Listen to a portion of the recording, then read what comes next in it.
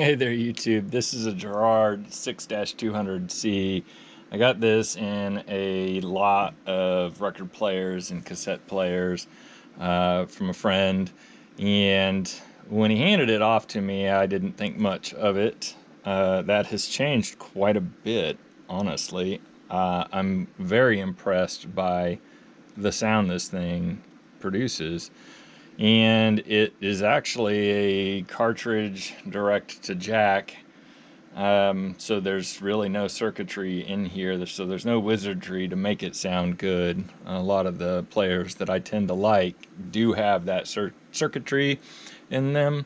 The cartridge is a very common Pickering cartridge. I can't remember exactly what it is, but it's nothing special. And then the needle on it is fairly generic. It's not like, your high-end needle.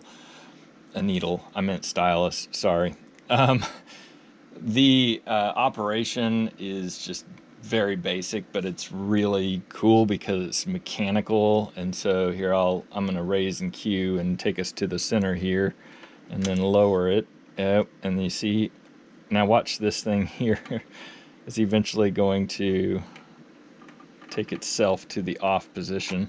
And there we go. It does pop the speakers, so yeah, something to take care of there. If I had something turned up real loud, I would be a little nervous about that. So if I go over here and I just go and draw it past manual to auto, it's going to pick itself up, determine whether or not this is in position holding a record. It does have the ability to stack records.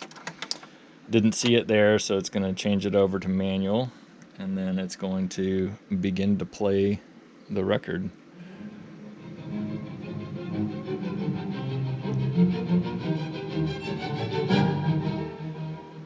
So my guess is, and put it in the comments if you know better, that this is probably 1950s, 60s era. It could be later than that. The stuff you see coming out of the 70s, 80s is a little bit more advanced than this, right? You start seeing circuitry in these. So I really don't know. I would love it if somebody could put that in the comments.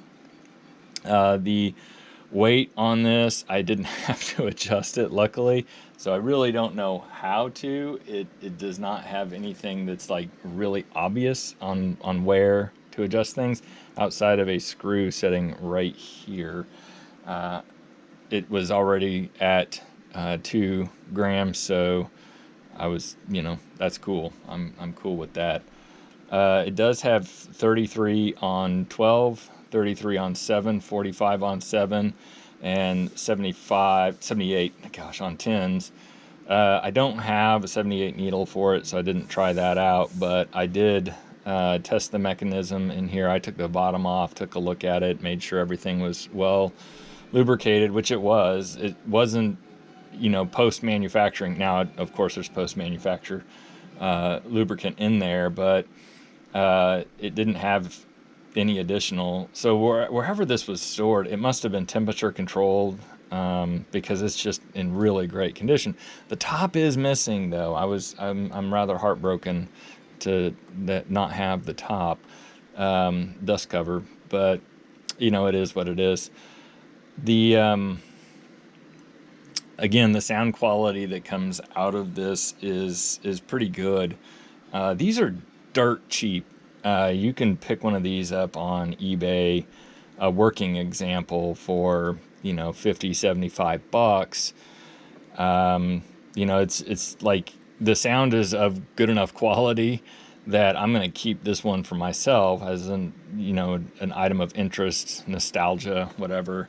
It's going to sit right next to my collection of duals, same style, very mechanical. Hell, the insides of the duals are probably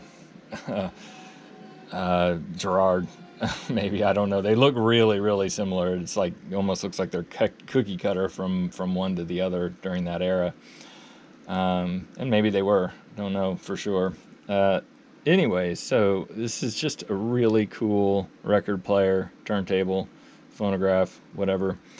If you have somebody that wants one of these, wants to get into records, this is actually quite a good one. I read some forums on it, and there are some people that are of the opinion that these are hot messes, and I would agree that any of these older models with the the very mechanical operation, most of them I run into, they are hot messes. They're really you have to have your wits about you before you open them up and start working on them, because one spring popped off and hiding under the table, it's done for, right? So not horribly fun to work on.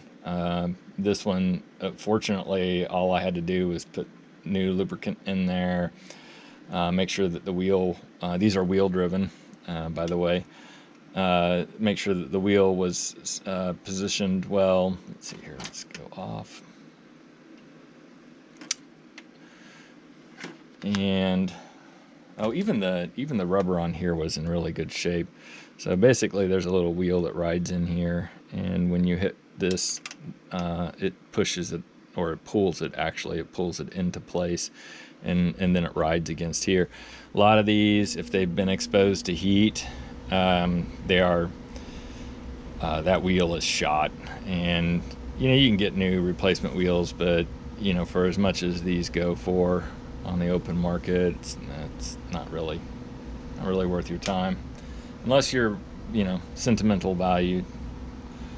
Anyways, cool old player, love it, keeping it, adding it to my collection, which I probably need to thin out, but someday guys gotta have a collection of something, right? Why not? Record players.